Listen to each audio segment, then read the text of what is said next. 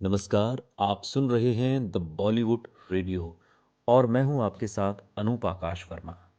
दोस्तों, आज का किस्सा है दिलीप कुमार और सायरा बानो का। कहते हैं प्रेम करना आसान है लेकिन उसे निभाना उतना ही मुश्किल। सायरा बानो ने कितनी खूबसूरती के साथ प्रेम और प्रेम के साथ को निभाया है, ये काबिल तारीफ है। सायरा बानो और दिलीप कुमार को बॉलीवुड की सदाबहार जोड़ी कहा जाता है। उनके रिश्ते को 52 साल से अधिक का समय हो गया है, लेकिन प्यार की ताजगी उतनी ही है जितनी कि एक नए कपल के बीच होती है। लेकिन हर रिश्ते को किसी न किसी तरह के इम्तिहान से तो गुजरना पड़ता ही है, और ऐसा ही कुछ इनके बीच में भी एक बार हुआ।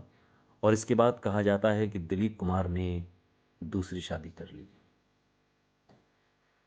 दरअसल हुआ ये कि दिलीप कुमार ने दरअसल इस घटना का जिक्र अपनी autobiography the substance and the shadow में भी किया है। साल 1972 में सायरा बानो पहली बार प्रेग्नेंट हुई, लेकिन 8 महीने की प्रेगनेंसी में सायरा को ब्लड प्रेशर की शिकायत हुई और इस दौरान भ्रूण को बचाने के लिए सर्जरी तक करना संभव नहीं हुआ और दम घुटने से बच्चे की मौत हो गई। बाद में पता चला कि ये बेटा था, और इस घटना के बाद सायरा बानो कभी प्रेग्नेंट नहीं हो सकी।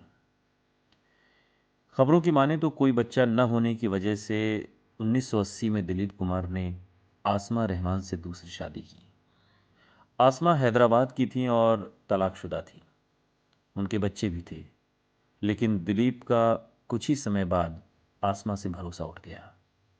दिलीप को लगता था कि आसमा अपने पहले पति के साथ मिलकर उन्हें धोखा दे रही है और मीडिया में उनके बारे में राज खोल रही है। इसके बाद दिलीप कुमार को अपनी गलती का एहसास हुआ और उन्होंने 1983 में आसमा को तलाक दे दिया और फिर दोबारा सायरा बानो के पास वापस लौट आए। हालांकि आसमा इस घटना से बहुत आहत हुई और उन्होंने खुदकुशी तक करने की कोशिश की, लेकिन बदलते हालातों के बीच ये मन बदल लिया और फिर से अपने पहले पति के पास चली गई।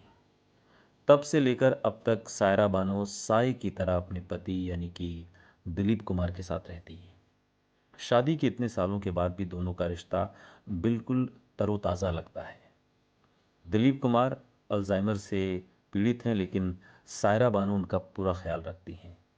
पहले तो हर जगह दोनों एक साथ नजर आते थे, लेकिन अब चूंकि उम्र बहुत हो गई है, ऐसे में दिलीप साहब अब कहीं नहीं निकलते, घर में रहते हैं और सायरा बानो साय की तरह उनके पास रहती हैं, उनके साथ रहती हैं।